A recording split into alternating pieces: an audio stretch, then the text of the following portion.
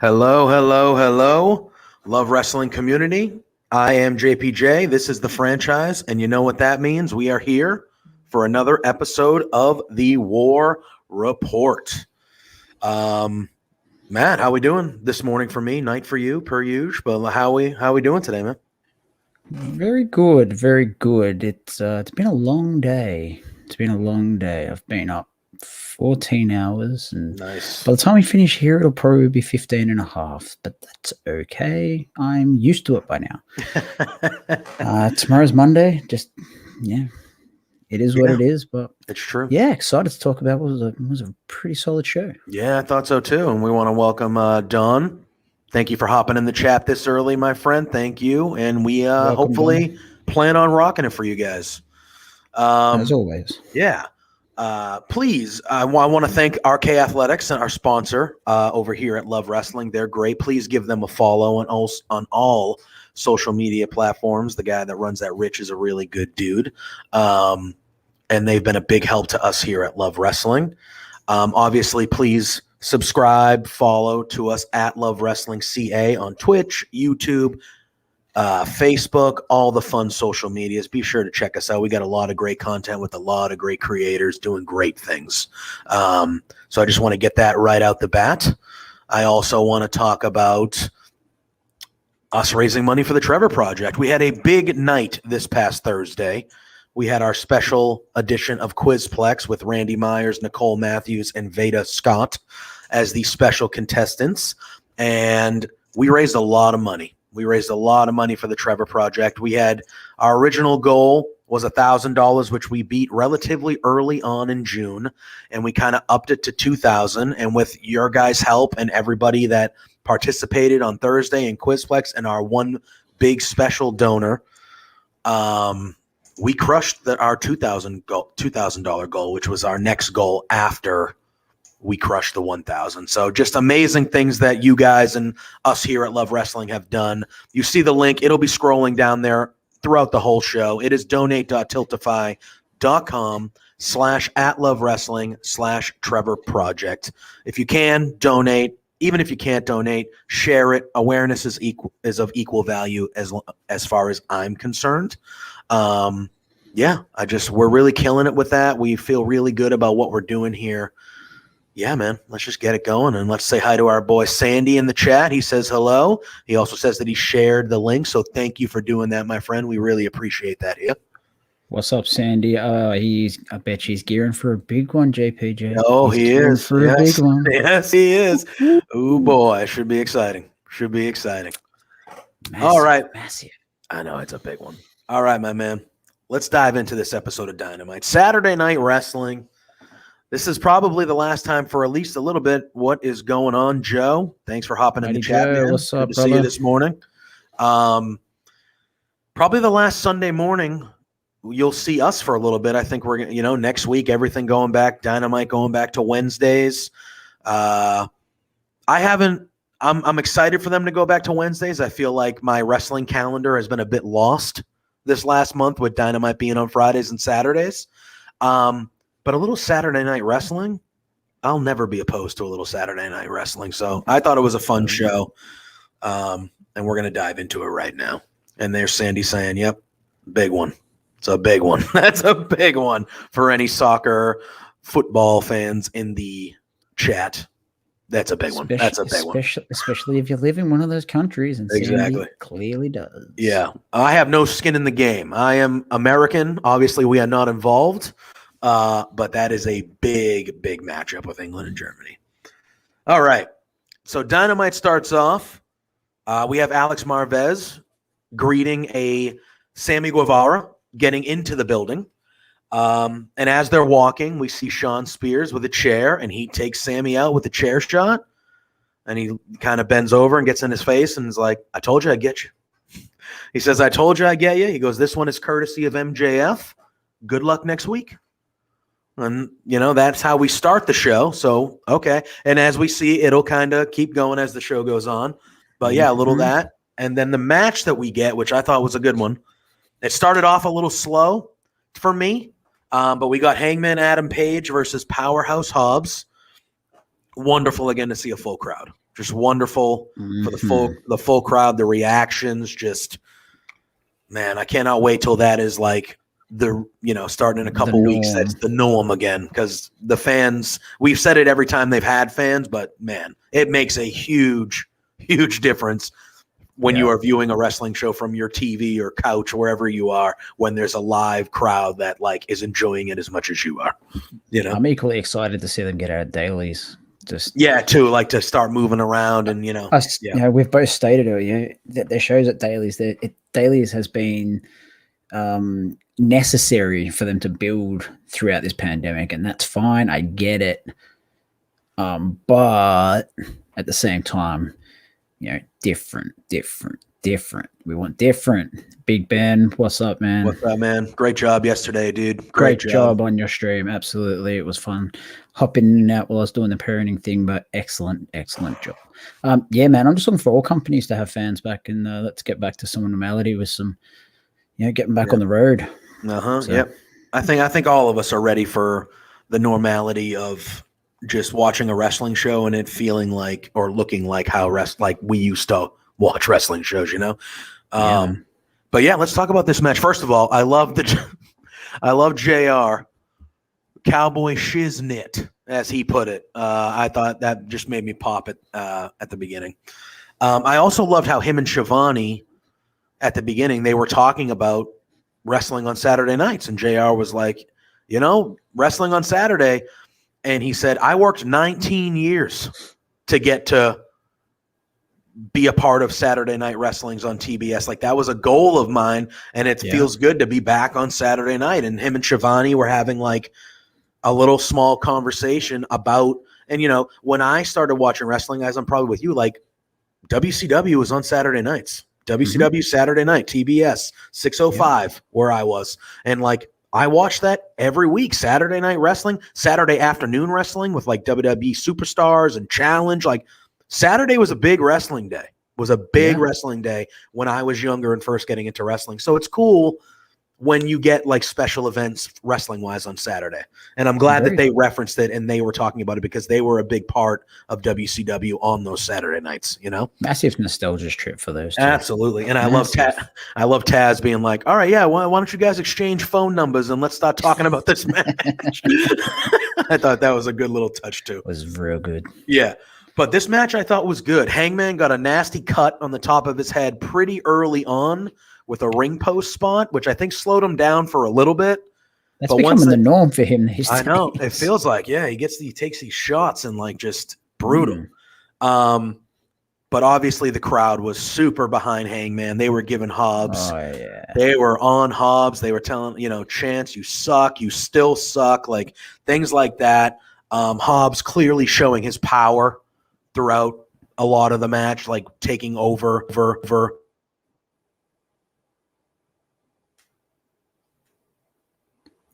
We can't hear you, man. No. Can you hear me? Joys.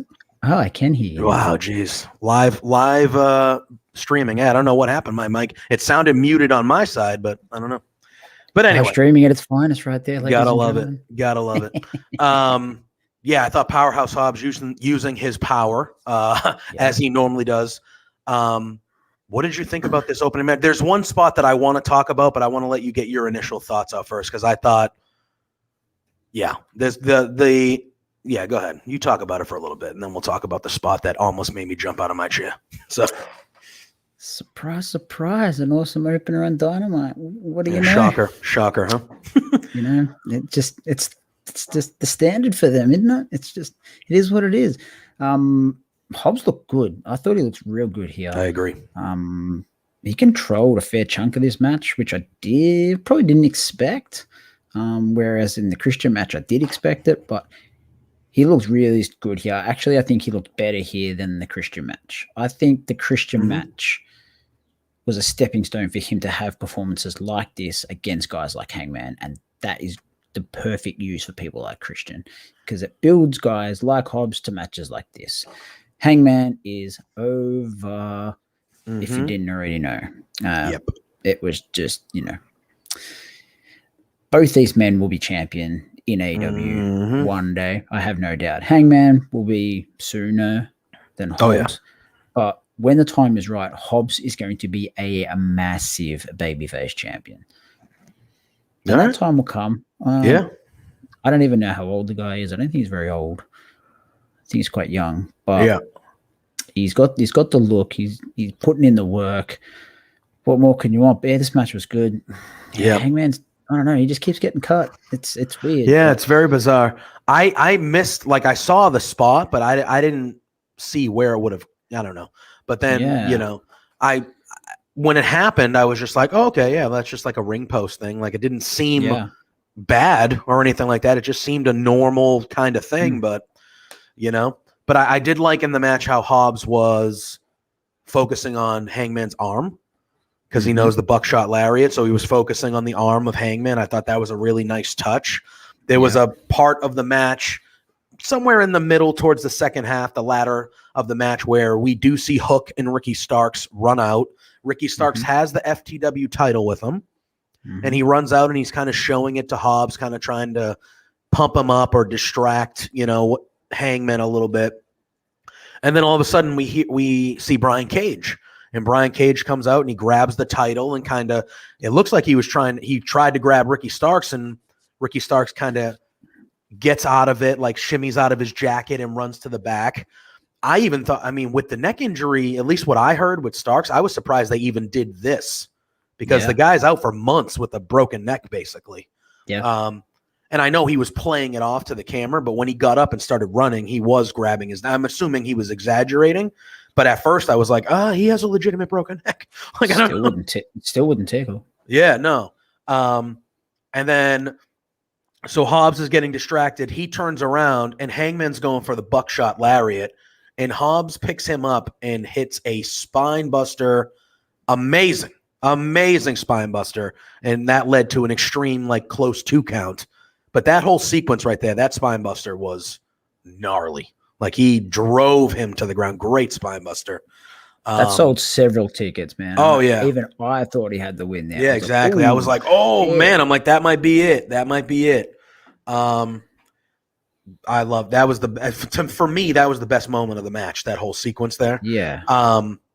But Hangman does get the win. He hits a deadlift German suplex, and then he gets the dead eye for the victory. So he doesn't win with the buckshot, but he wins with the dead eye, which I like. I like wrestlers having more than one move that can finish matches. It creates more opportunity. If you can win more than one way, a match can end more than one way. You're not waiting the whole time for, a buckshot. And if he doesn't hit it, the match ain't over. You know what I mean? Yep.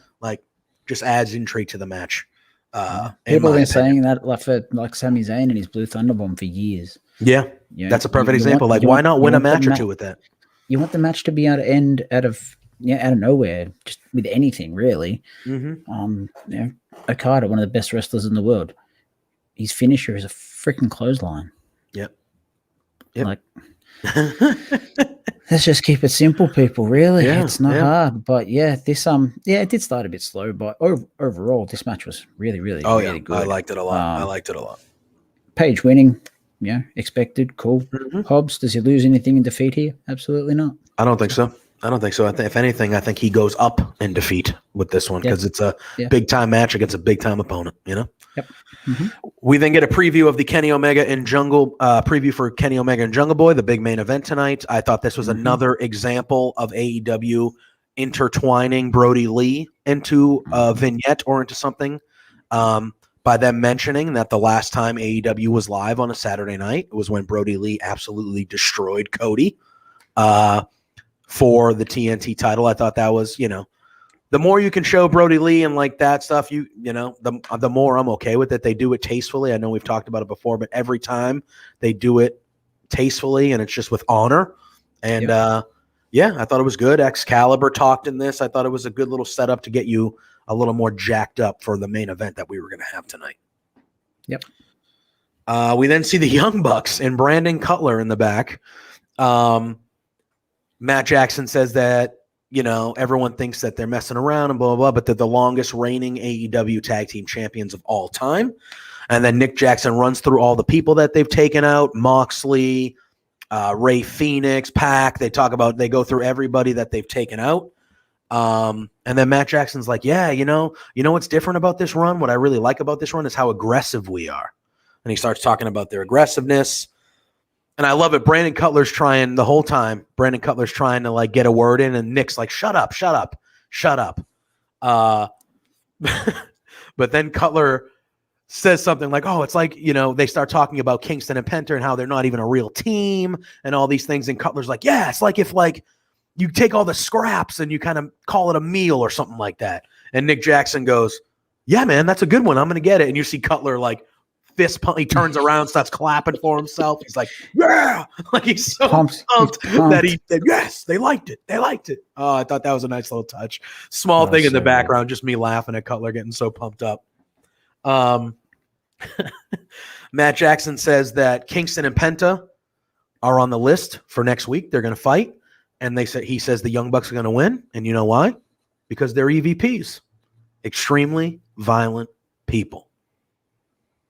And and that was it. I thought it was good. I like the EVP line because everyone does shit on the Bucks and Cody and stuff like that all the time. So I did like, it's just the Young Bucks being trolls, man.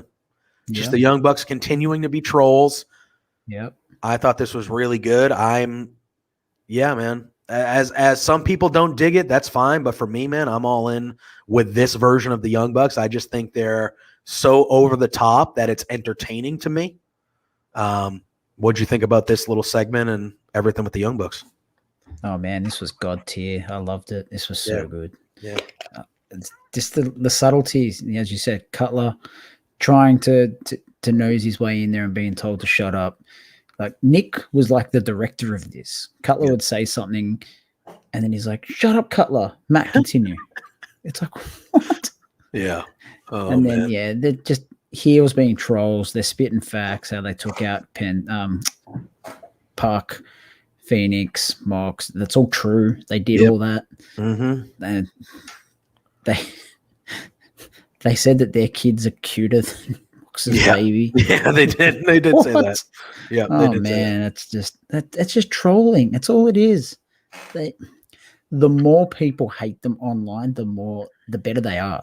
Yeah, I agree. How many wrestlers or tag teams in the world can you say that about?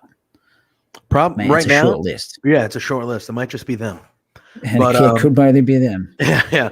But yeah, they're so good. And then you can tell that they're like, oh man, they're having the time of their lives, and it's showing in their work. They've always been great, but it's showing in their work. Like these are, obviously in New Japan and stuff like that, like promos are not done the way that they're done over here, like in America or in other forms of wrestling. But I think their promos get better every time we see them. And I just think, it's real good stuff. Just real good stuff. And I am excited for that tag match next week with Kingston, Penta, and the Bucks. It should be a good one. Yeah. We'll touch on it again later, but the story arc that they're going with in Kingston talks about it towards the end of the show, about what the story is with the Bucks and what drives them. It makes a lot of sense, but we'll talk about that later. Oh, yeah. We then get a face-to-face. We have Tully Blanchard in the ring with Tony Schiavone, and Schiavone introduces Conan. So Conan comes down. We're having a face-to-face representing, obviously, Santana and Ortiz by Conan and FTR by Tully Blanchard.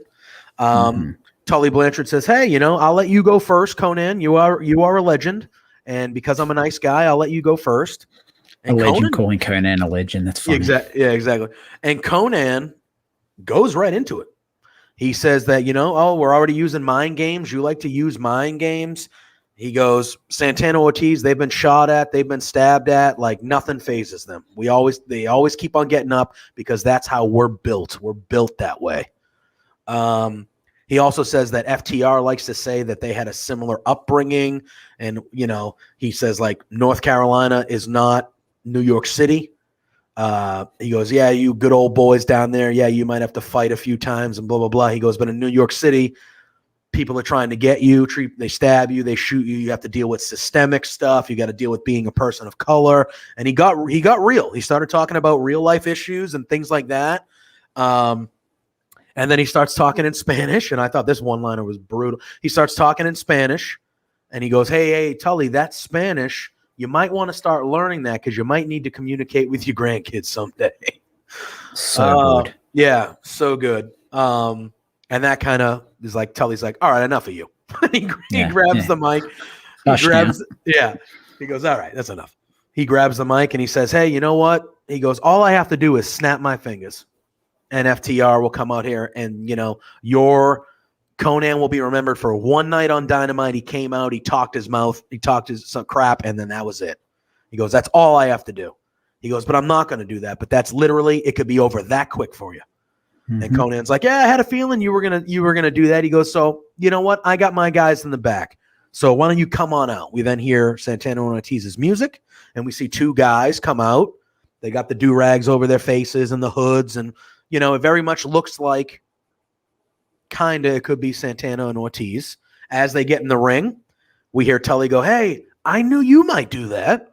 So I need you to look at the screen for me for a second. And they look at the screen and we see Santana and Ortiz completely laid out back, surrounded by, weapons and stuff. They were clearly taken out. Conan turns around and it's FTR.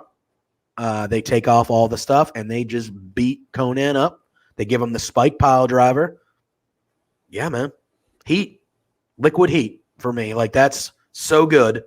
I'll let you go, obviously. Talk about the Conan. Talk about the promo. And then FTR and just...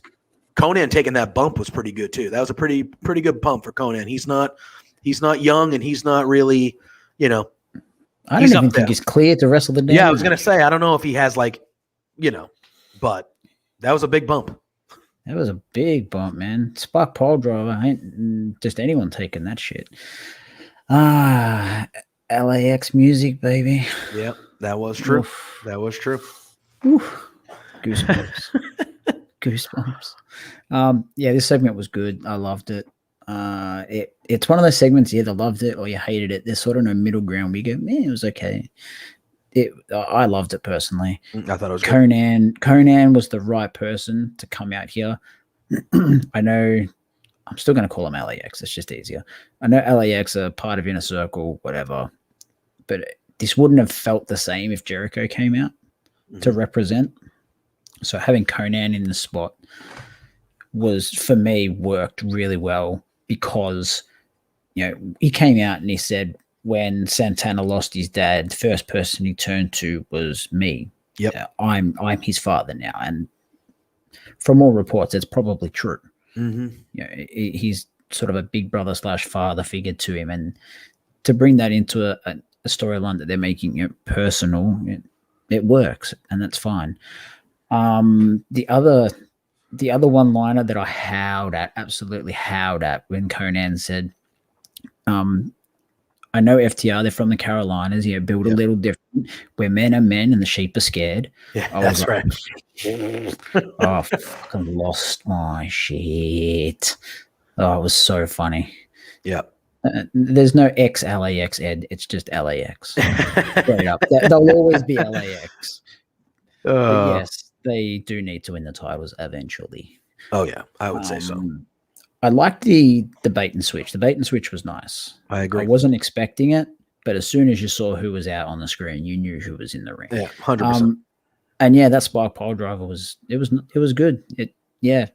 Hotter than the sun heat, and that's what FTR are all about. Mm-hmm. The eventual tag match is going to bang. Oh, it's going to be so good. It's going to be so good. Hard. Yeah. And the good thing is they've sort of taken this FTR versus LAX stuff. They've sort of taken it away from the Inner Circle versus the Pinnacle. So it sort of doesn't feel like an extension of that continuing, which I like. But yeah, everything so far about this one, so good. Yeah. And I think, I do like how they're separating the Pinnacle. Like, they're still obviously involved with each other, but they're separating it off into the separate sections of the feud, right? Yeah. And I feel like, and we're going to talk about it later, obviously, I know we're both excited for the Guevara MJF stuff, but this one here, this is kind of the match I'm most excited for when it comes to all of them. I want the MJF Guevara thing to last a little bit. Like, I want that to be a feud. I think after this match, both these teams need to go on and kind of make their name again in the tag division, like other ways. But this specific match is the match of all of this that I'm looking forward to the most. It should be so good. So good. Yeah. Well, I think FTR have only lost one. I think they legit tag match. Yeah, I think for the titles to the Bucks. To the Bucks? Yeah. Imagine what a win would do for LAX.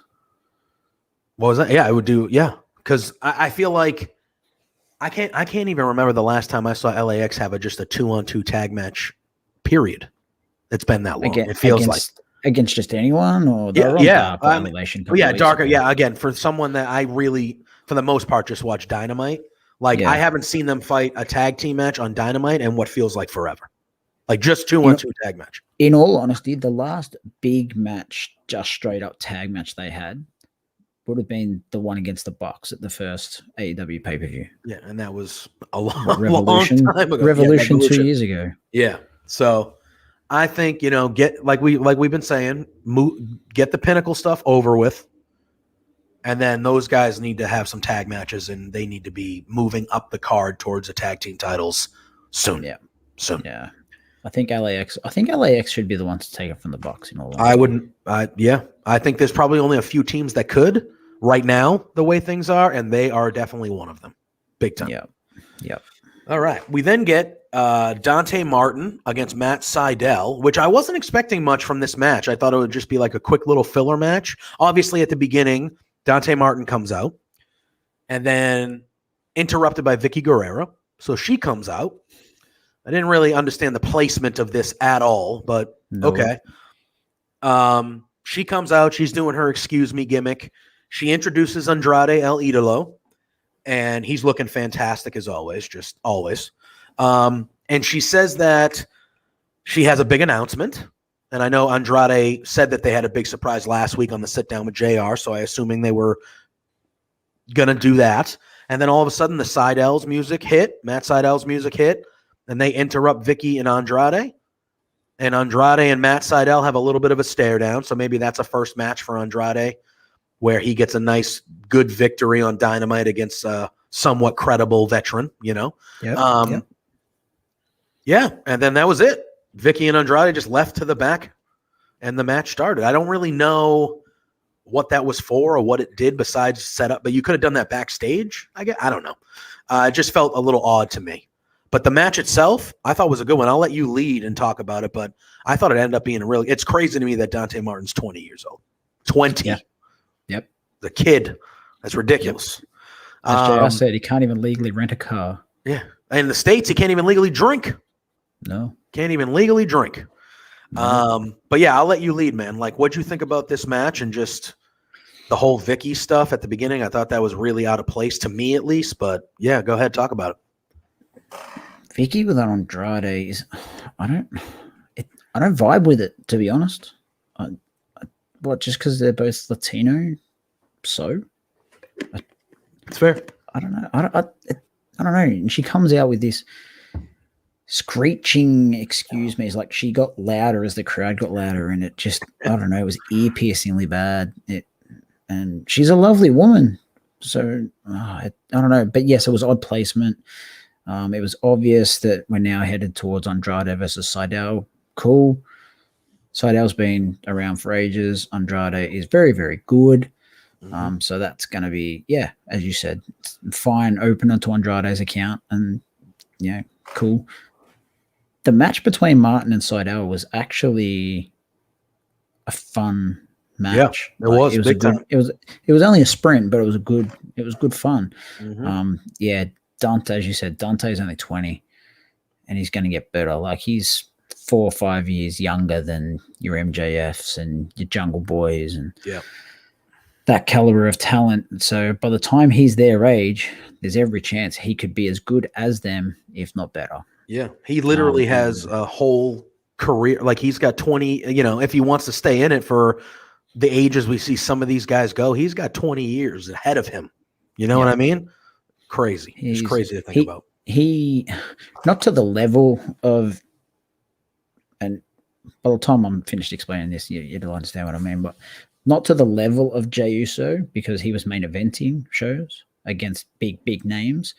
But Dante came into AEW at 20 years old in a tag team.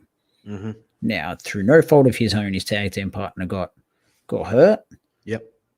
So, he could have just been sat around until his partner came back, which has been known to happen in every wrestling company.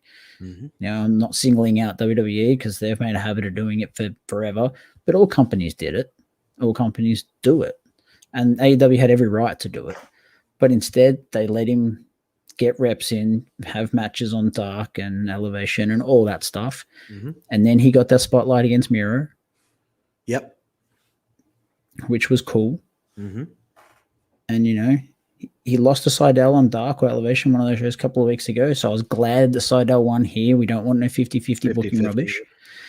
And yeah, he looked good. That sunset flip with the sunset in the background was killer. Yeah, and was that the highest sunset flip you've ever seen?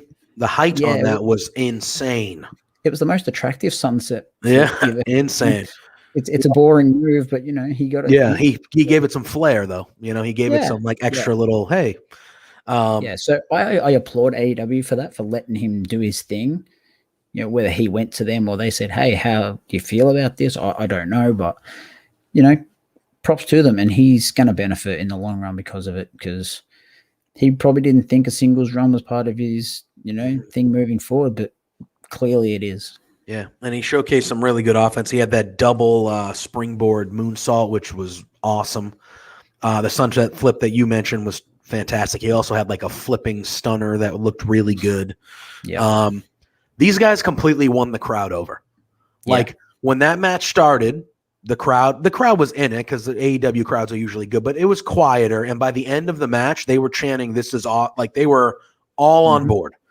And these are by two guys that are not even like they're not high up on the card, No. And I think that given the opportunity, those guys showed you how good and how much a crowd invested in them. Because by the end of that match, that crowd was fully invested, fully. Yep. Yeah, man, it was a really, like you said, a fun sprint. I liked it a lot, big time. Yeah. We then get Jungle Boy out back. He says that tonight is the biggest night of his career, and immediately Christian Cage walks over. And he goes, "Hey," I heard you say that like you're happy to be in this match and stuff and things like that. He goes, "I don't think you should be happy." He goes, "I think you should be pissed because there's a lot of people, Kenny Omega, the champion you're fighting, being one of them, that don't think you belong in that match, and they don't think you belong there in AEW." And then he kind of puts his arm around him, and that we'll get into it after. He puts his arm around him, and he goes, "You shocked the world when you won the Battle Royal. Now go shock the world again and win the AEW title tonight." And he kind of gives him a pat in the head, and he leaves. And Jungle Boy just says thanks, and that's that. I still think down the line there's a good story to tell with Christian turning on him. I do, and I think that's what they're going to do eventually. I do. Probably sooner than later. Maybe that's a match at All Out, Christian and Jungle Boy with Christian being a heel. But that's the vibe that I got. I was like, what the hell? This is his moment. What the hell are you doing there? Like, you know what I mean? Even though I like Christian, but it's one of those things where it's like, let Jungle Boy talk. What the hell are you getting involved for? Like, I understand, but I enjoyed it I enjoyed the fact that they keep finding a way so that Jungle Boy doesn't have to speak a lot. Because they're basically, they don't want him to talk a whole lot. They want him to be near on mute. And that's cool because, promos aren't his strongest suit. But his wrestling is really good. Really, really good.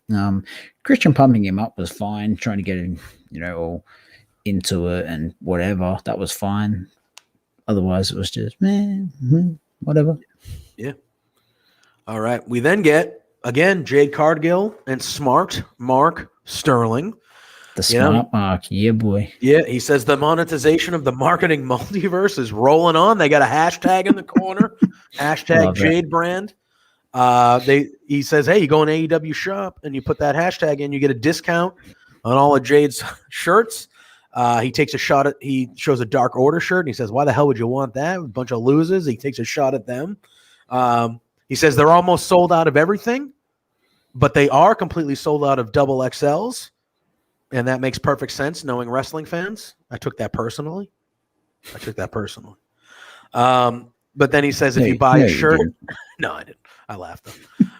He goes, if you buy a shirt, you too can look like a star, to which Jade kind of goes, And she goes, I'm one of one. Nobody looks like me.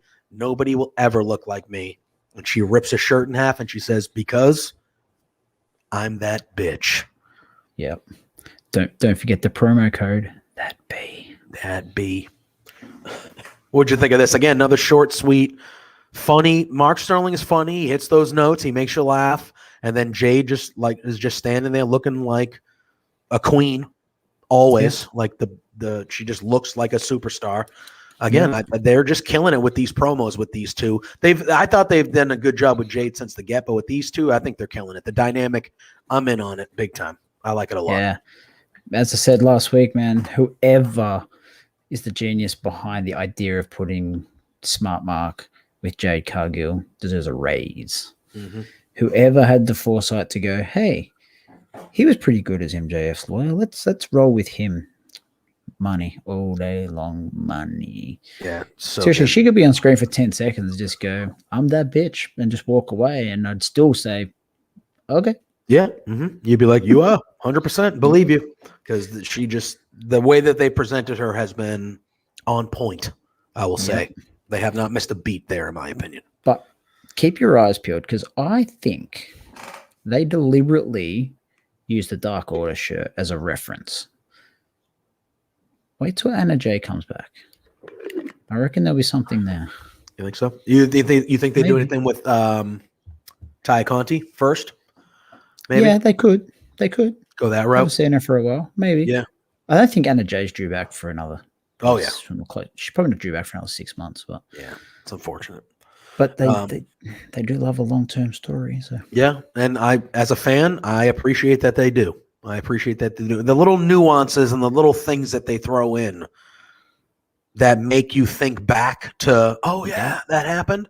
That I think that's the stuff that's missing on, when we talk about long-term storytelling and just the booking in general of other companies and stuff like that we complain about a lot. That's the stuff that AEW, I think they just check. They just nail it.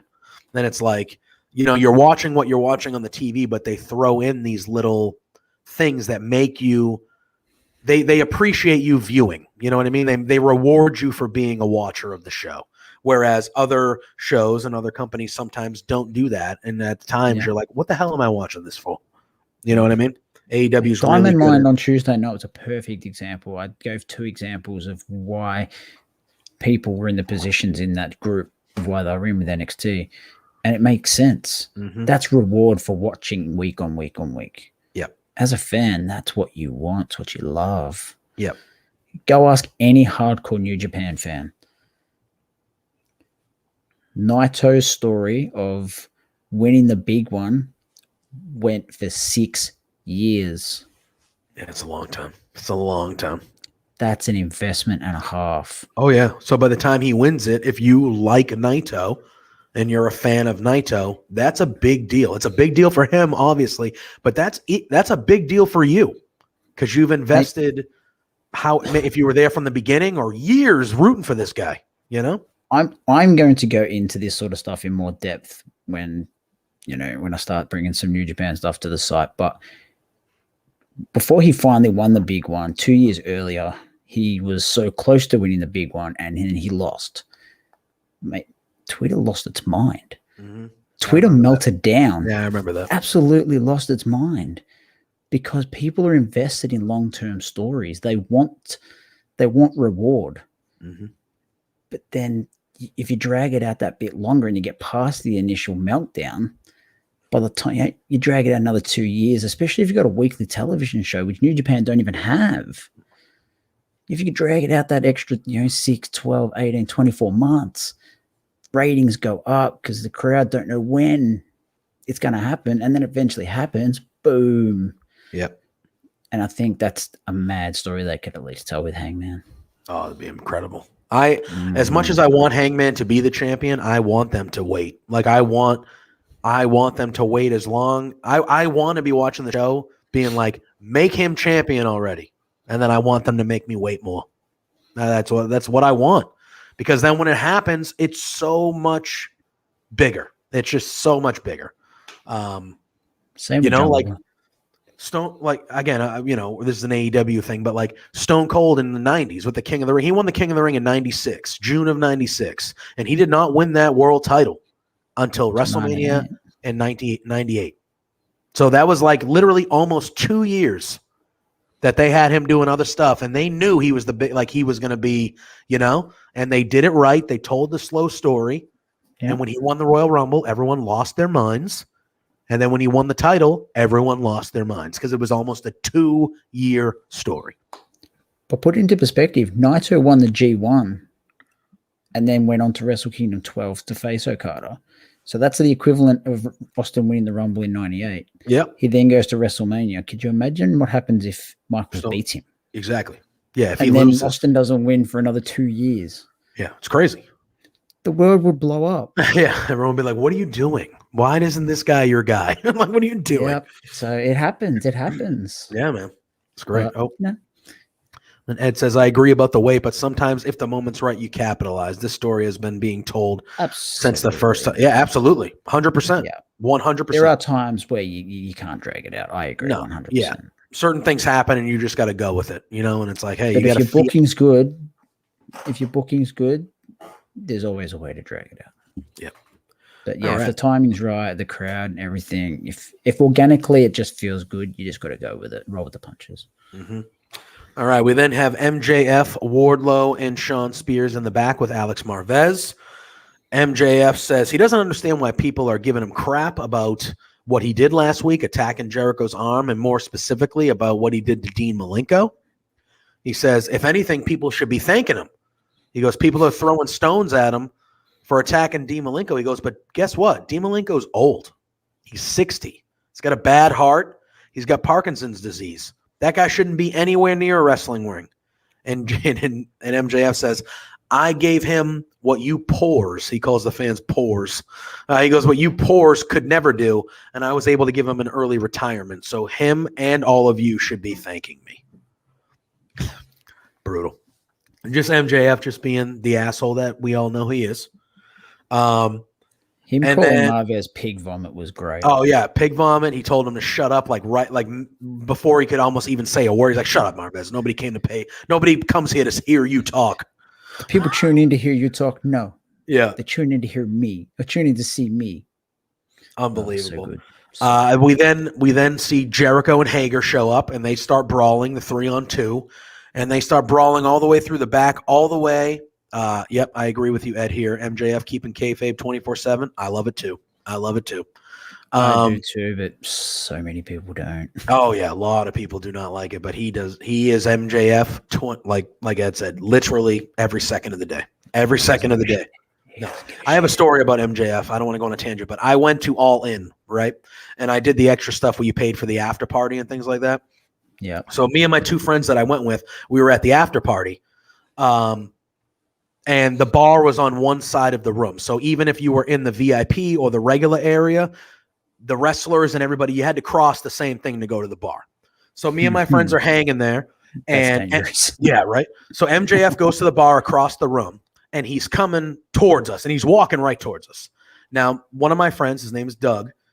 He and MJF connect eyes, right? Mm. I'm watching this whole thing, hilarious. And MJF's like, smile. He goes, oh yeah, like he points at my friend, and he's like, hey, and he's like smiling, and Doug's like, oh, and he puts his hand out for MJF puts his hand out for a hand or high five, and Doug puts his hand out for a high five, and as he's walking by, he knocked Doug's hat off his head and just kept walking.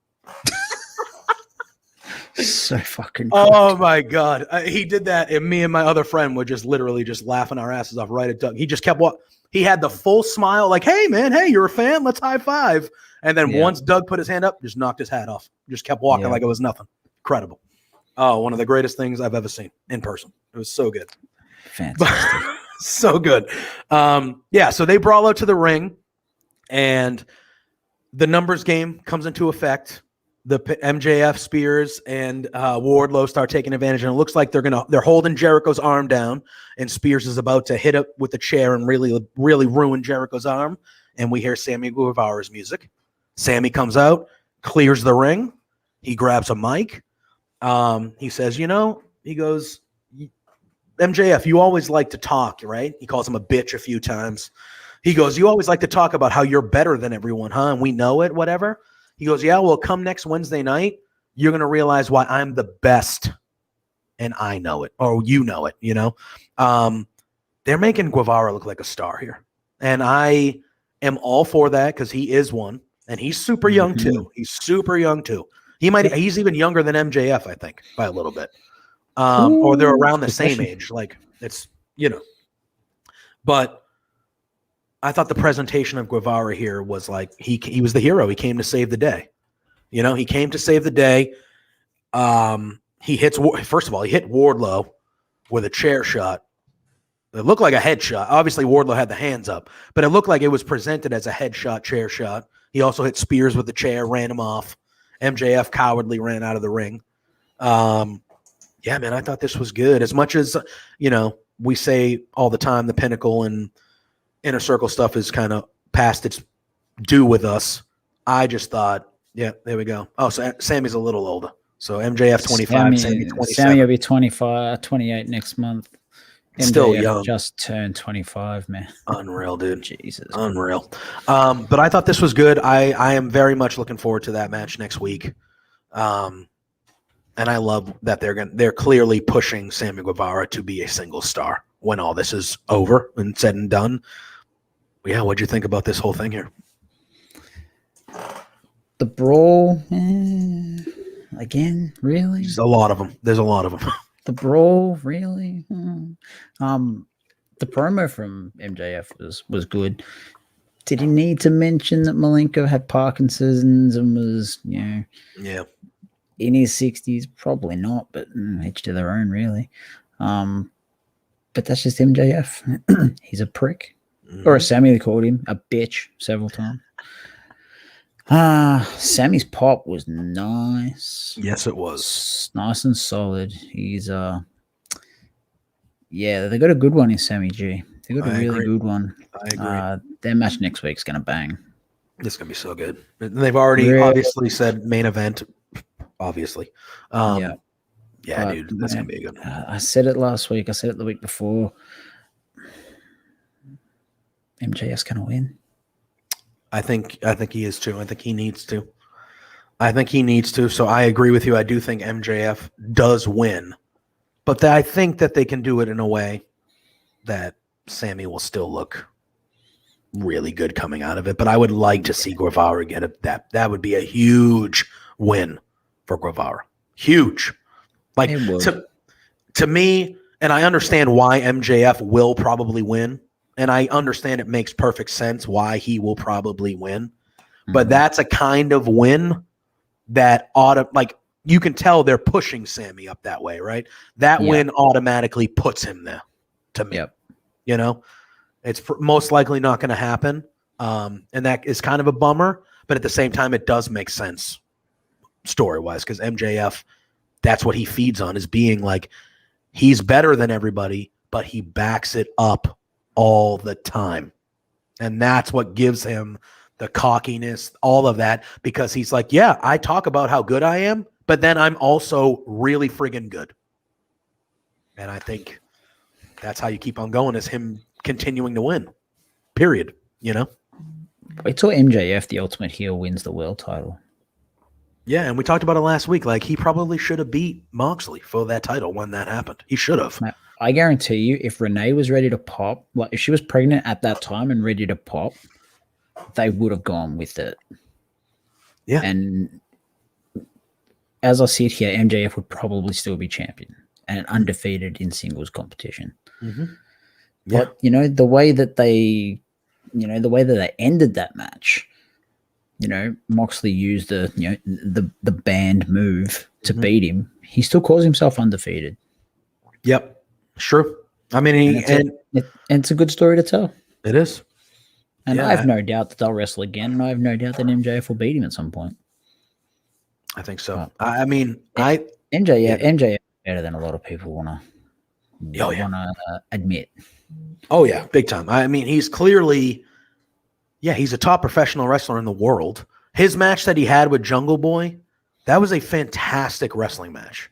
That's like that was shit. Oh, so good. And it's one of those things where, like, when you think of MJF, you think of all the stuff outside of the ring. You think about how good of a promo he is, how much of an asshole he is, how much he does the kayfabe 24/7, like Ed said. You think about all those things, but the dude can go. Like, he's a really, really good professional wrestler too. And I think the wrestling part of it is the thing you think the least of when you think of MJF. But he's really friggin' good in there. And man, he's the total package, and he's 25. Not even. It's dumb. 25, yeah. It's dumb. It's dumb when you think about it, like how good he is at that young age. People poo-pooed it at the time, but I reckon if you went back and watched his match with Cody, it'd be better than you ever thought it was. Mm-hmm. Yep, 100%. Still the only time for their blood feud, the only time they fought. Still the only time, just one, which I love too. Yep. All right. We then get Miro. These weekly things with Miro are becoming highlights for me. They're becoming the subtleties in this one though were so good. Yep. He says he wants to thank God for keeping him powerful and his wife flexible. That's how he starts it. That's elite. That's so good. Oh, it's tremendous. He'll mention her by name soon. I guarantee you once. I think so. 90 days or he'll start calling her CJ. So good. So good. He says Pillman might be the number one in the tag rankings, but he's about to find out that standing between a righteous man and his path is like standing between a cleaver and its meat. He says that Brian Pillman Jr. doesn't respect his champion, and next week they're going to have a one-on-one, and they're going to talk about it. They're going to talk about it. He calls himself God's favorite champion, which I love. And then he says, Brian Pillman, he goes, the bravest thing you ever did was thinking about attacking me. And he goes, but the stupidest thing you ever did was actually doing it. Oh, God. That's so good. And there was more in there, too. I'll let you talk about it a little bit, too. But, man, like this is a weekly thing now with Miro, whether he's doing it on his own social media or on Dynamite, and he's killing it. Every time these promos are so good. It's funny, but he never crack. Like, he's so serious, and he will kill you. He will kill you. And it's just, man, that he's lights out right now. He is lights out right now. I'll let you go and talk about how you felt about the promo, and all cylinders are firing.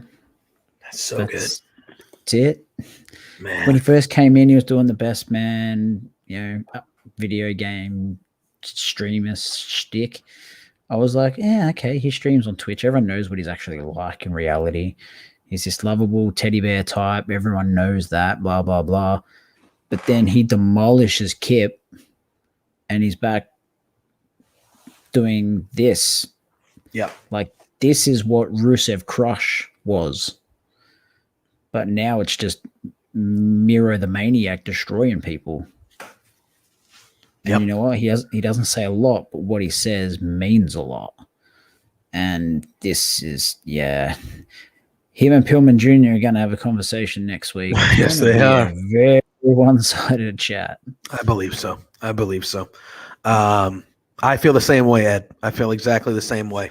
They flipped the switch once Kip was out of the picture, and they were like, "Yeah, go be Miro, or go be," and he's running with it. He is running with it. Oh, look, I had no doubt he was going to turn on Kip.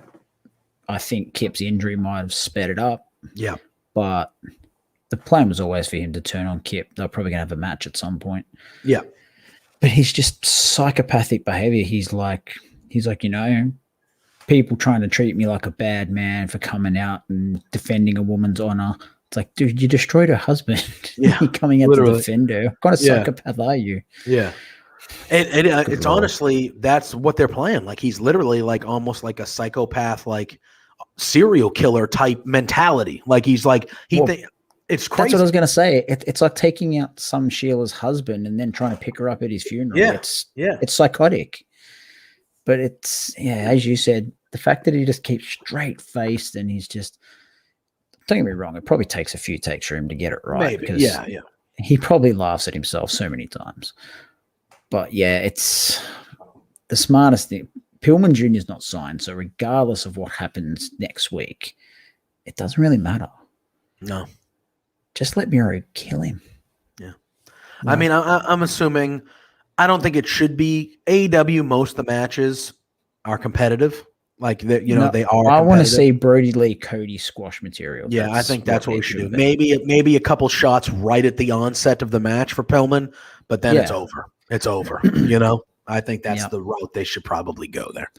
And you know what I enjoy about Miro? The fact that he's tweaked the accolade to now he just full sits back on it. Mm-hmm. It makes it look so much more aggressive, and it just it fits him. It fits his psychopathic behavior. Yeah. All right. We then get a one-on-one matchup between Ethan Page and Bear Bronson. This was another match that, similar to the Martin and Seidel one, I wasn't expecting much from, but it turned out to be a pretty fun, quick match. Absolutely. I'll let you kind of lead about your thoughts of the match. I think what happened after the match is more of a talking point than the actual match. Yes. But I will let you, man, what'd you think about this match? We haven't seen the Bear Country and Bear Bronson on Dynamite a ton. So a singles match too. Yeah, and a singles match, I thought he was really good in this match. I like the match, but dive into it a little bit more. What'd you think? I enjoyed it. This was another fun match. Yeah. It was surprised the hell out of me. Like, we know Ethan Page is good, and we know Bear Bronson is good in tag. But this was a really solid singles outing for Bronson. Yeah. And All Ego is seriously coming into his own now with this Man of the Year shtick with Scorpio. Yep. People, again, I'll go back to it. People were, why is he in another tag team? He left Impact because he didn't want to do tag anymore. Says who? Yeah, Says who? Yeah. Yeah. He's loving life right now. He's in a feud with someone that he knows really well. He's worked with and is comfortable working with. Their chemistry is that good that you actually believe that they hate each other. Yep. When, well, I don't know this, but I would assume that they don't. But he's just so good. Yeah, man. And I say it every week. Damn Canadians. Yeah, I liked it. I liked how they used Scorpio Sky a couple times for distractions to kind of give Ethan. Bronson was using his power and manhandling Ethan at the beginning of this match, and Scorpio kind of gets involved, distracts. Was it Bear Murdoch? Is that the other guy's name? What's the other? Is it Murdoch? Bear Boulder. Right? Boulder. I'm sorry, Murdoch. Bear Boulder. So he distracts him. The ref gets involved, and then Ego kind of takes over a little bit. And then later on, when Bronson was getting another run, like second wind, same thing. He gets chased off by Boulder. Scorpio gets chased off by Boulder at this point, and the ref's paying attention to that. Ethan Page hits a low blow. Then he hits the Ego's edge for the win. But more importantly, he grabs the mic after, and, he says that he knows Darby very, very well, and he knows that Darby is not through with him, And he also knows that for him, pinning Darby wasn't enough. And he repeats over and over that he's going to be the nail in Darby's coffin. And he goes, so you know what? July 7th, Road Rager, Miami, Florida. I'm gonna be the nail in your coffin because I'm challenging you to a coffin match.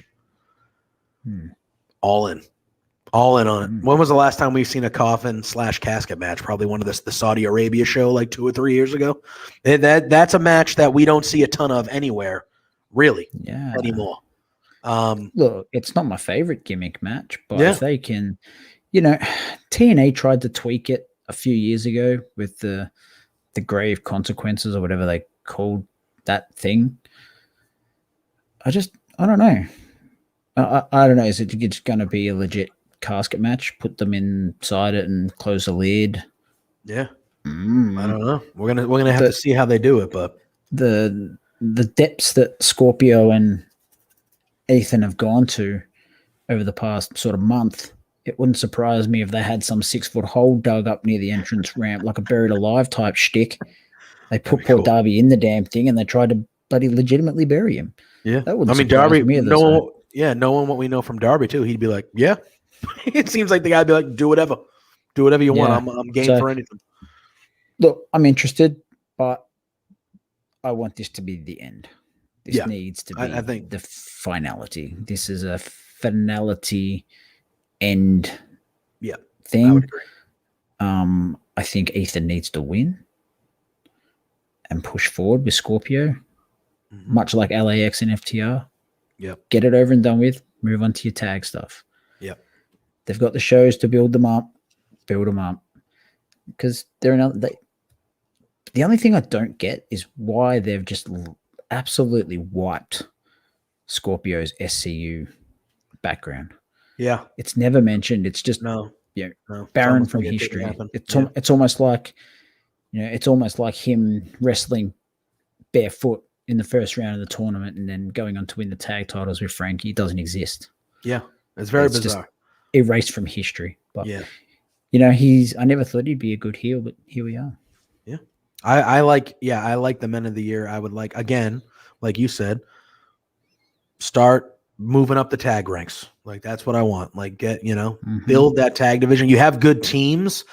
Yeah. But I feel like a lot of the teams that could be towards the top are meddling in some feuds now. So I think once those feuds are over, they need to start moving towards the top. As much as the Young Bucks are great, they're not going to hold those titles forever.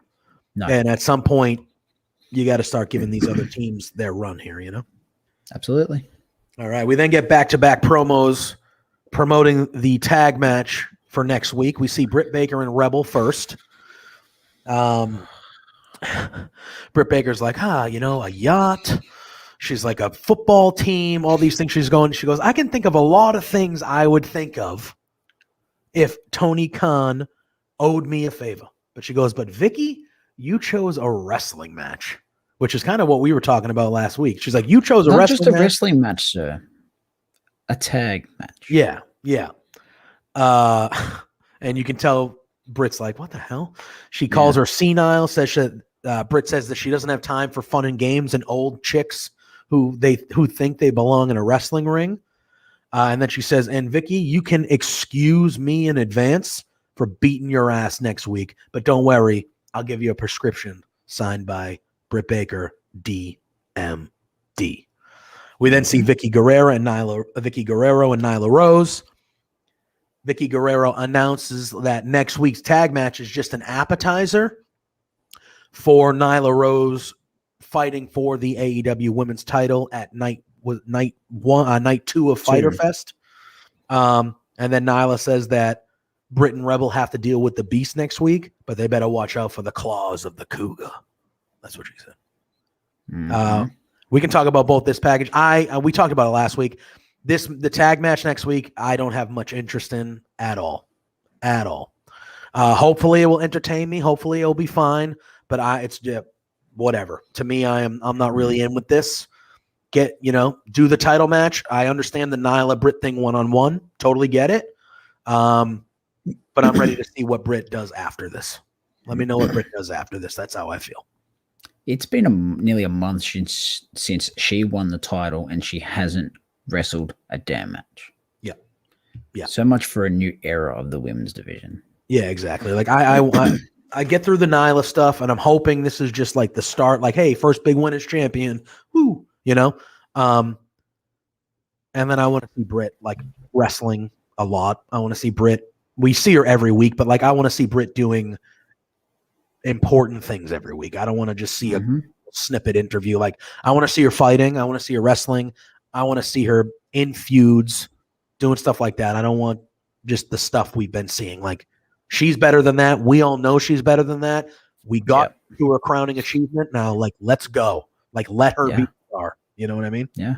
Both these promos were solid enough, but it's kind of hard to hype a tag match that no one wants. Yeah. Yeah. It's just the harsh reality. I'm sorry, but it is. Yeah, I would agree. Yeah.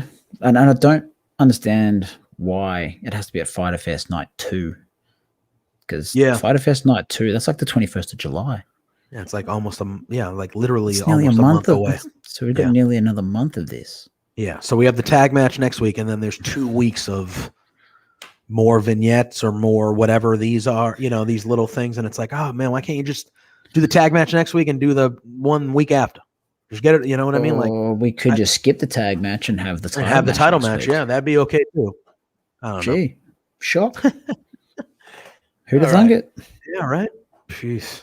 And again, we got to let the match play out. I still find it like I can't envision Vicky wrestling next week. So maybe there's some chicanery or whatever, and they do this to kind of get Britt taken out. I don't know, but I guess we'll see where it goes. But this tag match, I'm not interested. It wouldn't surprise me if Vicky brings in someone else. Exactly, that's what I was thinking. Like maybe place. Yeah, I'm under no illusions that Vicky's probably not wrestling, and I'm under no illusions that Rebel's going to take the pin, or Reba, whatever the bloody hell they're calling her. Yeah, Reba, not Rebel, or whatever they throw Reba, both not Rebel.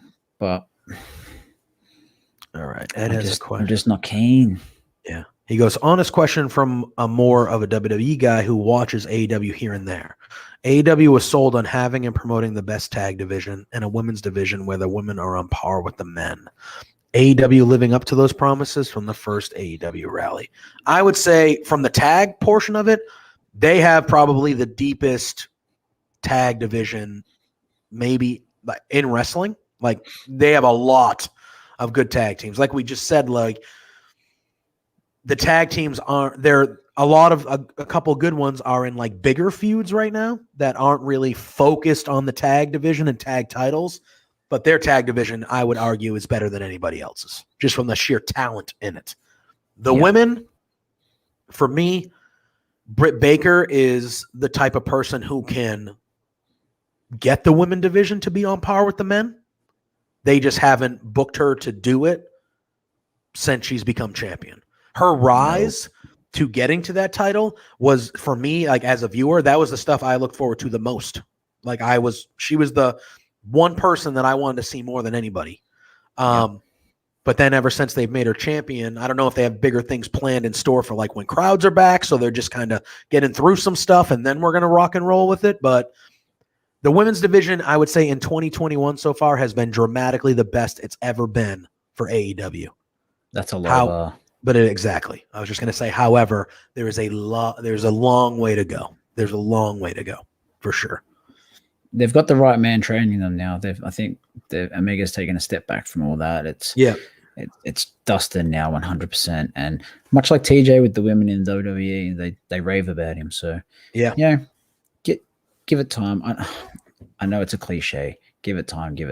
But a lot of these women hadn't seen national television beforehand, so exactly, it's cliche, but it is what it is. And they've got to stop giving women matches where it's majority picture in picture, like the next one we're going to talk about. I was just going to say, talking about the women's division, that's what we got next. Doesn't help.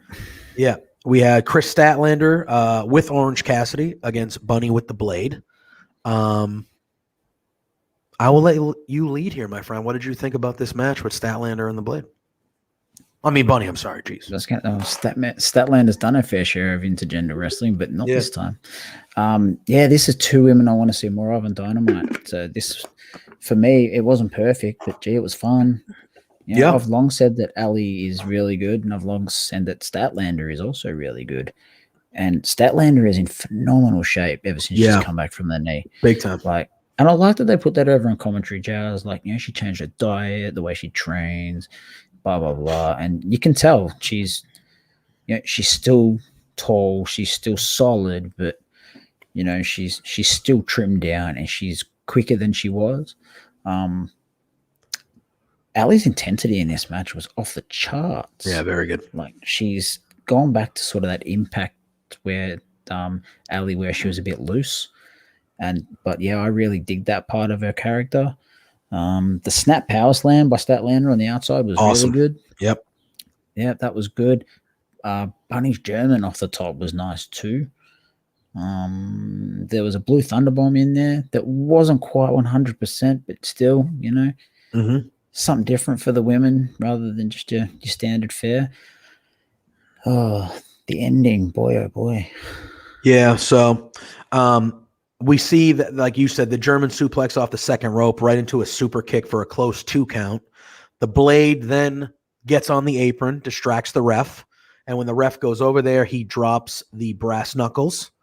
Ali grabs them, and before she can even put them on, Orange Cassidy's in the ring and takes them from her and puts it in her pocket, in his pocket, I'm sorry. Sorry, how dumb does that make Aubrey look, though? As if she wouldn't have seen that. Yeah, I know. Yeah, you would. Yeah. I don't know. And then Bunny's kind of like, what the hell? And she turns around right into a Big Bang Theory for the victory for Chris Statlander. So that's how the end of her for a little while. I would think so. So that's how this whole thing goes. And then we get some more shenanigans, some more brawls, because that's what we do. Blade attacks OC after the match. We see TH2 come down, and it's basically a 3-on-1 with Orange Cassidy. And then TH2 holds Cassidy up. Blade puts the brass knuckles on, and he gives Cassidy a good shot to the jaw with the brass knuckles and knocks him unconscious, and he stands on top of him and gives a flex. So I'm assuming sometime soon we're going to see a Blade OC one-on-one match. All right, fine. We're going to see a match between me and your internet, because what? Your internet just cut out, man. Am I still here, though? You can hear me? Yeah, after you went away for a minute. What? I don't know what. On my screen, I'm still here. If you want to come beat it up, because it's rare. It's rare, but it does give me fits here or there. Remember, you had to close the show by yourself because my internet was a piece of trash. Yeah, that was different. Yeah, real different. Yeah, I don't know what's going on. But yeah, we're gonna see OC versus. Yeah, more shenanigans at ends of matches and stuff. Whatever. OC's over. It'll be a nice win for him. Blade's tag partner is out hurt. Andy's out hurt. So, might as well. If you can get him on TV, like you said, instead of having him sit out back doing whatever, do it. Whatever. It's a nice, quick little spot for OC to get a win in front of Dynamite crowd. And whatever. It'll be fine. Braxton can wrestle too, man. He's good. Yeah, he's good. For sure. He's jacked too. Yeah, big. Yeah, ripped. He couldn't wait to take the apron off and flex for the crowd. He loved it. He loves himself. But Allie's a good looking Sheila and she digs it. So whatever. Yeah. We then go ahead. I fell for Allie, man. She got dropped right on her head. Yeah, it looked gnarly. Well, she got concussion. I have no doubt about that. You think so? Well, I didn't look at her afterwards or like anything like that. I think SRS reported that she was helped to the back, and you could tell she was communicating with Aubrey, and she was, playing with the microphone thing. She must be the same. She's not great. So unfortunate there. Yeah. Hopefully it's just a concussion. Yeah, nothing too serious. Rest. Yeah, hopefully it's not like a neck or anything like that. God forbid, Jesus Christ. But that would not be good. You just got to tuck your head on that one. Yeah. But it wouldn't surprise me if they're telling her, you know what, you're gonna have to tidy that up, or you're gonna have to find a new one. Yeah. Because she always hits it pretty quite high up on the back anyway. Yeah. But it's like the Styles Clash. If you get it wrong, you get it wrong. Yeah. Well, hopefully Bunny Alley is she's doing all right. We then get Tony Schiavone with QT Marshall. They talk about last week with Brock Anderson, his big debut, his big win. QT says, "Oh, that's cute. Last week, father, whatever."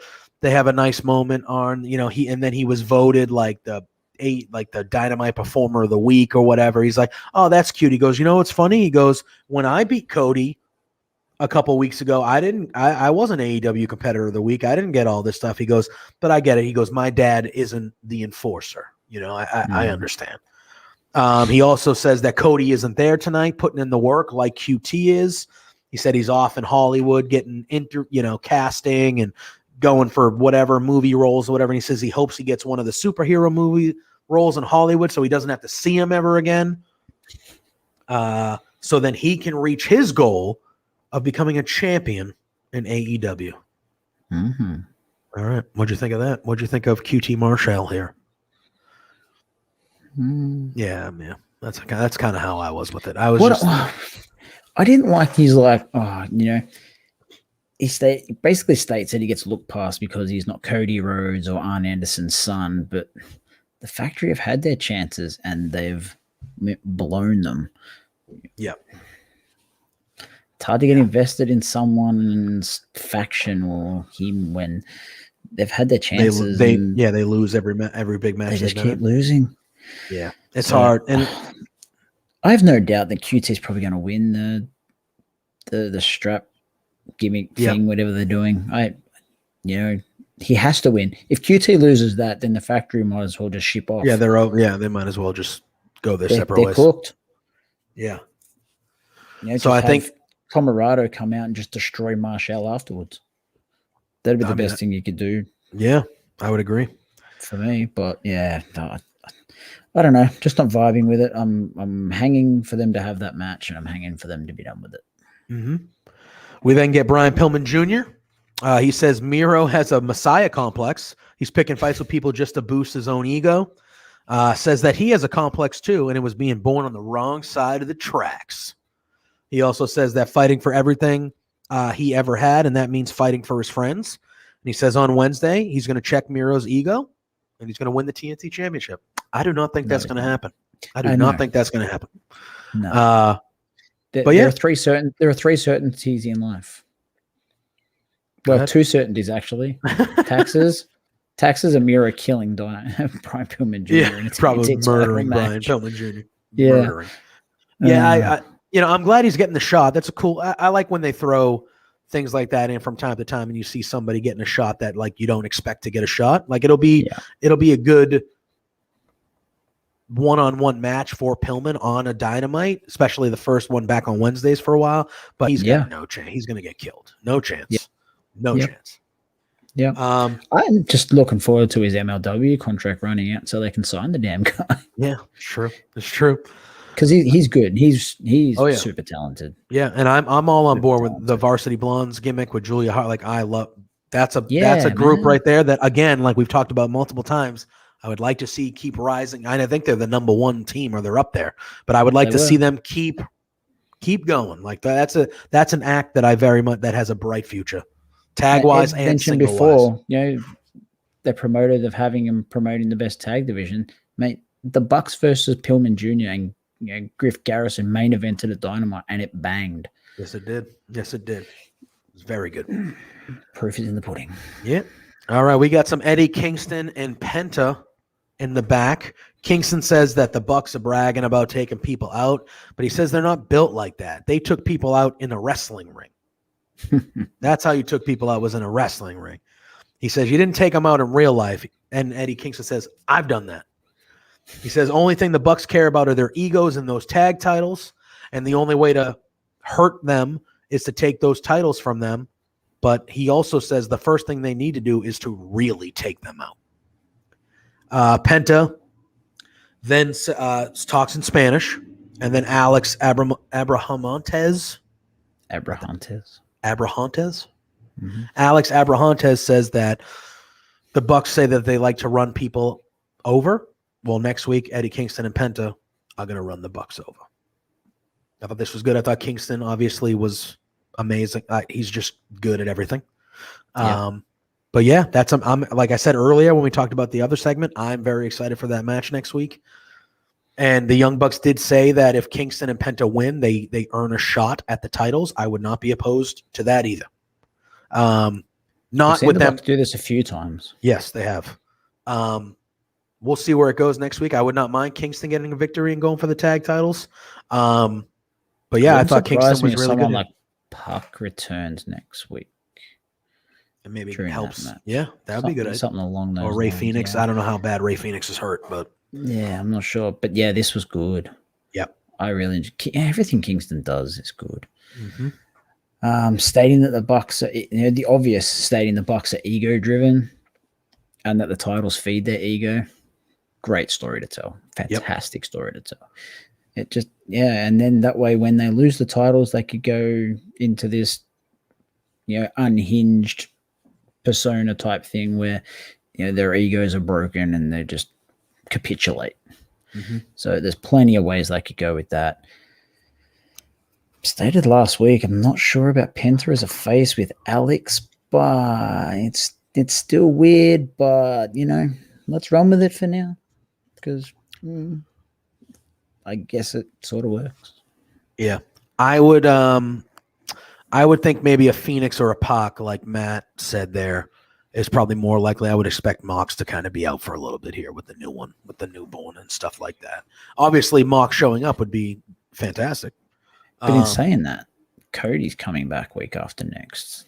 So, Mox's baby was born before Cody's. So that's true. Yeah, that is true. Every chance. You never know what's going to happen in wrestling these days. Did you expect Edge to come back on SmackDown? No. Yeah, I thought for sure they would wait for a crowd for that one. For sure. No. So, hey, whatever. Never say never. It is true. All right. Well, we are to our main event, my friend. It was for the AEW title. It was Jungle Boy versus Kenny Omega. I'm going to let you lead when it comes to the match, but there were some things that happened beforehand. The facial expressions on Jungle Boy. So when Jungle Boy was coming out and he was in the ring and stuff, you could tell by his face that he knew, like, this is the biggest match of my career. Yeah. Like, he was happy and he was, like, posing for the crowd, and the crowd was obviously super behind him, as they should be. He's over as over can be. But I thought his facial expressions were tremendous during the intro, and even when Omega was coming out, you could tell that he was like he was taking deep breaths. When he got up on the corner, you saw him look to the sky. You could tell he was probably thinking of his dad there. Like there were little things like that I was like, yeah, like those things add to what we're doing here. And I thought he killed it with those facial expressions. I was like, man, this is really good. This is really good. Yeah, absolutely. Then Omega comes out, and before the match can even start, he's accompanied. Jungle Express is with Jungle Boy, obviously Lucha and Luchasaurus and Marco Stunt. Don Callis, the Good Brothers are with Omega. And before the match even starts, basically, the ref throws all those guys to the back. Nope, this is going to be one-on-one. This is going to be one-on-one. And I'll let you kind of dive in and talk about the match, but Kenny Omega coming. I know this is not the first time we've seen him do it, but him walking out with those titles, the way he does it, with the two holding him, one up here, and it is just, that picture is just fantastic. He looks like what they said he was, because he probably is the best wrestler in the world. And all those titles are just, it looks so good. It looks so good. But yeah, man, dive into the match a little bit here. Like, what'd you think of the match? And yeah, did it live up to your expectations? Saying Kenny's the best in the world is a very subjective comment. It is. But it is what it is. Jungle Boy coming out with Luchasaurus and Marco, for me, was weird, only because we haven't seen them throughout any of this build-up. It's been all Christian Cage.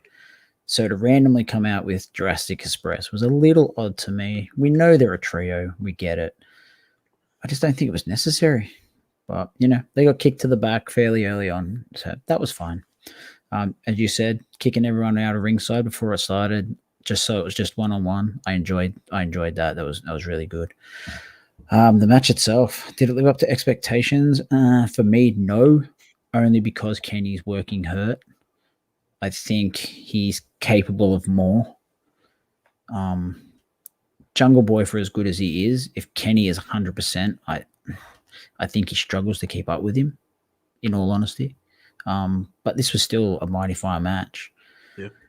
A lot of good spots, a couple of reversals from the one-winged angel, one into a poison runner, one into into a semi, like a roll-up type thing with a deep stack, which then got reversed into the snare trap and stuff like that. I thought that was all great stuff. Mm-hmm.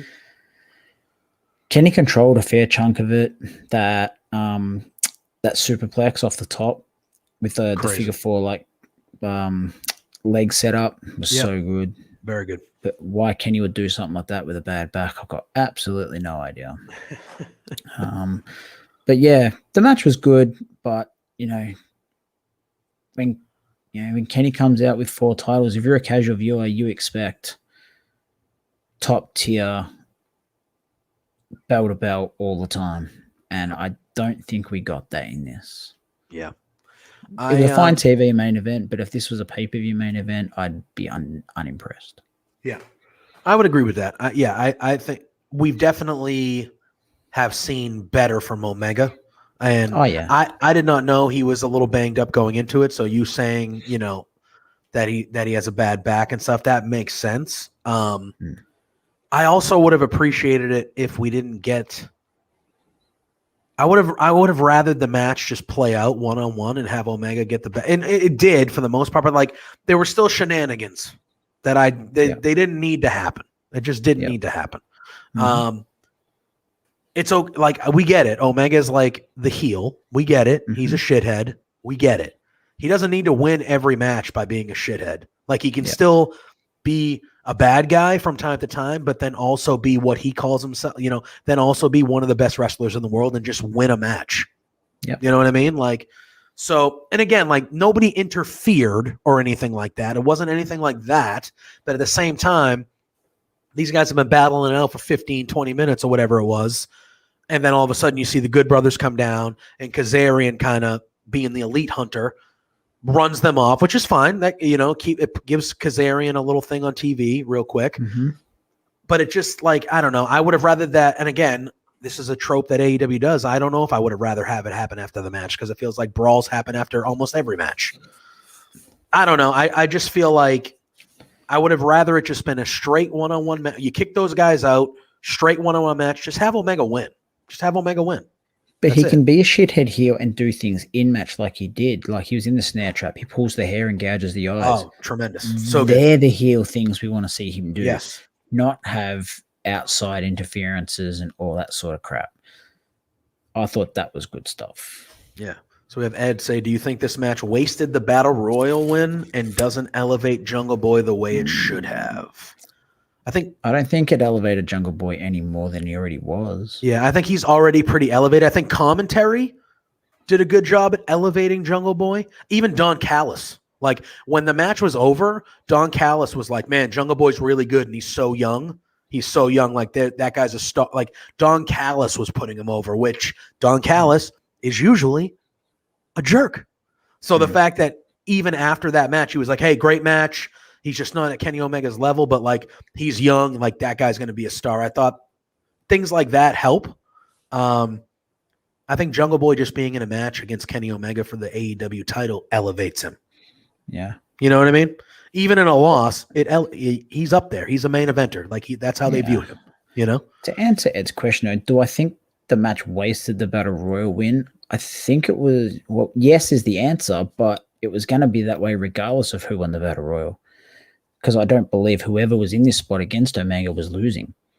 Yeah. Omega was always winning this regardless of who it was against. Yeah. So, but I don't believe Jungle Boy is any more elevated or he goes further down the card than he already was.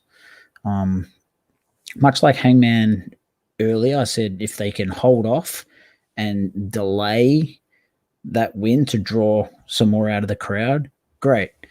I think you can tell a different story, but similar with Jungle Boy. He can get so close so many times that when he eventually, he loses the big match. I think they did this with Jericho in WWE in 2001 before he won, the double title thing. Yeah. loses the big match, and then he beats The Rock, loses it straight back away, blah blah blah, and then he eventually, but it gets to the point where he loses a few times, so then he gets another match, and you're like, oh, he's just gonna fail again, and then he wins, and they go, oh shit, he won, and everyone loses their mind. Yep. It can work. It can, for sure. After the match, we see. I didn't like. Yeah, I wasn't a huge fan of this either. I don't know why you would end the show. Well, let's talk about it first. So, Omega looks like he's going to hit Jungle Boy with the AEW title, and he's kind of waiting for Jungle Boy to get up. And we see Christian Cage run in. Him and Omega start fighting a little bit. Omega leaves the ring, and then immediately we see the Hardy group come out, and it's Matt Hardy and Private Party. They get in the ring. They start fighting with Christian. Yeah, that happens. Christian, I don't know. This whole thing, I'll let you talk about. Why can't Kenny Omega win and the show just ends with Kenny Omega celebrating in the ring? Like, why does Hardy like, what are they building to here? Like, you just had a main event match with two of your best guys, and you end the show talking about a feud with Matt Hardy and Christian. There's just a part of it that doesn't make sense to me of why you would do that. Like, why wouldn't you do that at the end? I don't know. At the end of the Bunny there were other Hardy people involved throughout the night. It could have been, I don't know. I just didn't. The match, I thought the match was good. I liked the end. This part I did not like at all. I just didn't understand why this had to happen at the end. Like, you go off the show this way. They're trying to give us some Scott Steiner math here, like 2 + 2 = 5. It doesn't bizarre. make any sense. Very bizarre. Like, I get Christian coming out to help Jungle Boy, but here's the thing: don't book Omega to be setting up to hit Jungle Boy with the belt. He just beat him. Why?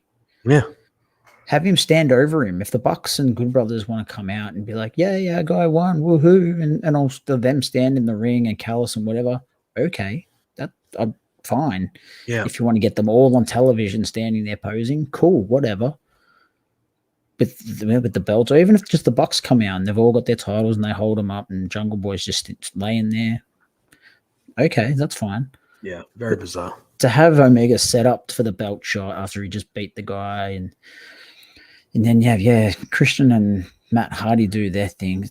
Why? And like the intertwining of it too, it makes me like, well, so what are they gonna? So, like, they get in the ring. It ends up being, Christian takes out Private Party. Matt Hardy tries to hit him with another twist of fate. He turns it around into a kill switch, and when he turns it around, the Bucks are out and they double super kick Christian. And then they're all celebrating. The Elite are celebrating, and then all of a sudden you just see them take a step back into the corner, and Matt Hardy hits the twist of fate again. And then, I don't know, like, is there going to be like a big tag match with the Young Bucks, and are they going to intertwine these two feud? I don't know. It seemed convoluted to me. It was just like, there's too much going on here. Like, there are times where we've said, oh, there's numerous paths they could go, and that's fantastic. This is one of those times where the numerous paths they can go, and I hope they go none of them. Yeah. I don't know what the heck's going on here. Christian and Matt are going to have a match eventually. I wish they'd hurry up and do it. Yeah. Similar to Britt and Nyla, I don't want this to drag out any longer than it already has. I agree. Yeah. So, like, and I thought overall this was a really good episode of Dynamite, but the ending was just kind of. Not so much the ending as in the main event. Like, I thought that was fine too, but like, man, it was just bizarre. I was like, I don't think the Matt Hardy and Christian Cage feud is worthy of ending the show like that. I just don't, especially with what just happened, very bizarre. Anyway. But yeah, so weird. It was very weird. And again, like you, like, I don't know where they're going, and I don't really care a ton where they're going. I just don't. No. It's just, I don't know. It's like having a GPS on to tell you where to go when you already know. Yeah. It's just very bizarre. You just tune out and don't listen. Yeah, the ending was a little for me. That's all. But all in all, it was a good episode of Dynamite. Next week, you will be seeing the two of us on Thursday. I know we've been doing Thursdays the whole time for the most part, but it will be back to reviewing both shows on the same show. Thursday, I believe we're going to be sticking with the 9 a.m. gimmick. We're going to keep staying with that. Works out for our time difference, you and I. Sort of for me, but I'll make it Yeah, work. yeah, I know. So next Thursday, be on the lookout for a War Report. It will be back to the normal reviewing both shows at once. As far as the rest of today goes, oh, hold on, yeah. Ed says, do you think that the viewership will rebound when they go back to their proper night? I do. Originally, yes, and then I think it'll taper down and find a niche. Yeah, I would agree. The Friday night at 10 o'clock, that's a tough, when they were doing those, that's a tough spot no matter who you are. Like, starting a show at 10 o'clock on a Friday, most people, even with the times we're in, like a lot of people go out. Like a lot of people go out on Friday nights. A lot of people are watching other things on Friday nights, movie, whatever. It's a tough spot. It's a tough time slot. It says also enjoyed the future franchise run in from blowing off stream last night. He ain't no future franchise. He's the here and now around these parts, especially. Mate, tell you what, I missed it. I unfortunately missed it last night, so I don't even know what that is in reference to. Sadly, I myself did a small run in on the. You did a small run. Didn't play the game. I was just sitting here bantering, rah. Yeah. Because I made it known that I was doing the solo parent thing today. Gotcha. So I worded spinning up nice and early, and my son got hungry, so he decided to pop his little head in. Oh, very good. Very good. Yeah, awesome. He is what Ed has dubbed the future franchise. The future franchise. He's the here and now around these parts to give you the hot seat. That's awesome.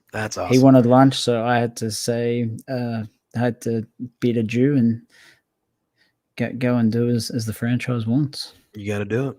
I do want to talk about the Trevor Project quickly one last time before we get out of here. As you guys have known, we've been trying to raise money all for June, and we are continuing to do so throughout the whole month of June. You've seen the thing on the ticker down below this whole show, so please go to donate.tiltify.com/@LoveWrestlingCA/Trevor Project. Donate if you can. Share it if you cannot donate. There are other people that can donate, and if you share it, awareness is equally important. So again, thank you for everyone that has donated, who has shared the link. Please continue to do so. They are a great organization, and helping other people is always a good thing. I want to thank RK Athletics one more time for being a sponsor of Love Wrestling and our show today. We will be rating our friends at Ibiza, EBEZA, following today's show. So stick around as we head over there in just a few minutes. As far as Love Wrestling goes today, in just a few short hours at 1 o'clock Eastern Standard Time, we have another edition of the Sunday Brunch, so be sure to check in with that. We also have another edition of the Goose Call today at 3:30 p.m. Matt and I will be back here on Thursday morning for another edition of the War Report. Be sure to check me out on Between Two Beards as well, Thursday night. We have the big show this Thursday night. We are doing the face-off. It will be Spencer Love versus Josh Robinson debating Bret Hart versus Shawn Michaels. Very excited for this. It should be a good one. Both are very passionate about whose side they are on, and I cannot wait to see them. We're going to have questions. We're going to have it's going to be a legit debate. It should be fun. I'm Team Josh because, I'm Australian, so go Josh. Well, there you go. Don't let Spencer hear that. I know he likes you a lot, but don't let Spencer hear that. Yeah. Bret Hart is a subject that Spencer is very, very passionate about. It's a short fuse when it comes to Bret Hart. Oh, it is. I know that. It is. But yes, thank you everyone for hopping in the chat today and watching the show. We appreciate you all very much. Me and Matt really love doing this show, and we wouldn't be able to do it if it wasn't for you guys. So thank you so much for joining. Matt, plug your social medias before we get out of here real quick, if you would like, my friend. It's there. 2 underscores. That's me all day long. Hit me up on Twitter. My YouTube link is there. I'm just me doing me things. Yep. And I am, you see me, I am at Joseph_Poulin Jr. Yeah. And for me, JPJ and the franchise, thank you again for paying attention to the War Report today. And we will see you next week on Thursday. Peace out.